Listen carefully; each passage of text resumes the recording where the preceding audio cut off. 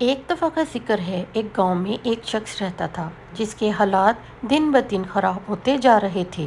اس کی شادی ہو گئی لیکن حالات سنبھلنے کو ہی نہیں آ رہے تھے، تو اس نے اپنی بیوی سے کہا کہ میں کسی رئیس آدمی کے گھر نوکری کر لیتا ہوں۔ اس کی بیوی نے پہلے تو منع کیا، لیکن پھر اپنے خاوند کے بہت زیادہ اصرار کرنے کے بعد اس نے اس کو اجازت دے دی اور وہ شخص کافی دور ایک رئیس آدمی کے پاس چلا گیا اور 1 سال اس کے پاس نوکری کی۔ اس کے بعد جب وہ اپنے مالک سے اجازت لے کر گھر لوٹنے لگا تو مالک نے اسے بہت زیادہ پیسے، اونٹ اور بکریاں دی۔ یہ تمام چیزیں حاصل کرنے کے بعد وہ شخص بہت خوش ہوا اور خوشی خوشی اپنے گھر کو روانہ ہو گیا اور جنگل سے گزر رہا تھا کہ اس نے دیکھا وہاں ایک درویش بزرگ کی جھونپڑی ہے، تو اس نے سوچا کہ آج کی رات یہی گزار دی جائے۔ درویش نے کہا، میں تمہیں ایک نصیحت دوں گا لیکن تمہیں مجھے اس کی قیمت ادا کرنا ہوگی۔ تو وہ شخص نے کہا، اس کی کیا قیمت ہوگی؟ تو درویش نے کہا، تم مجھے اپنا ایک اونٹ دے دو۔ اس نے کہا، ٹھیک ہے، میرے پاس تو بہت زیادہ رقم اور جانور ہیں۔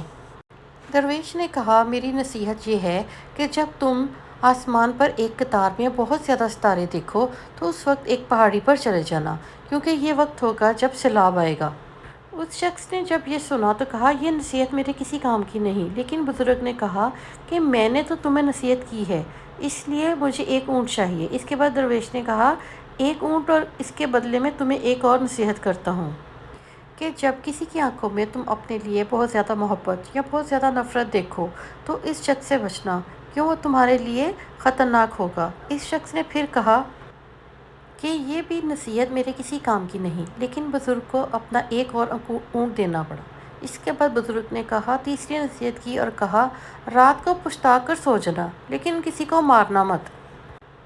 وہ شخص بزرگ کی باتیں سن کر سو گیا۔ اس نے سوچا، یہ تو ایسے ہی بول رہا ہے۔ صبح ہوئی تو اپنے سفر پر روانہ ہو گیا۔ اس نے ایک گاؤں میں پڑاؤ ڈالا تو رات کو سونے کے لیے لیٹا تو اس نے دیکھا کہ آسمان پر ستارے ایک لائن میں ہیں۔ اس نے شور مچانا شروع کر دیا اور لوگوں کو بتانا شروع کر دیا کہ سیلاب آنے والا ہے، لیکن کسی نے اس کی بات نہ مانی اور اس کا یقین نہیں کیا۔ وہ شخص خود ایک پہاڑی پر چڑھ گیا۔ جب صبح اس نے دیکھا تو پورا گاؤں سیلاب میں ڈوب چکا تھا۔ اس کے بعد اس شخص نے اپنا سفر دوبارہ شروع کیا۔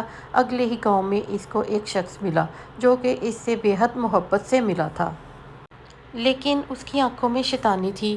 وہ شخص اسے بہت پیار سے اپنے گھر لے گیا اور کہا، آج رات تو میں آپ کی خدمت کروں گا۔ اصل میں وہ شخص اتنے سارے اونٹ، بکریاں اور پیسہ دیکھ کر لالچ میں آ گیا تھا، لیکن اس شخص کے ذہن میں فوراً اس بزرگ کی بات آ گئی اور اس کے بعد اس نے دیکھا کہ رات کو وہ شخص خنجر لے کر اس کے بستر کی طرف بڑھ رہا ہے، لیکن وہ پہلے سے ہی چوکس تھا۔ اس نے اس کو پکڑ لیا اور پنچایت کے حوالے کر دیا۔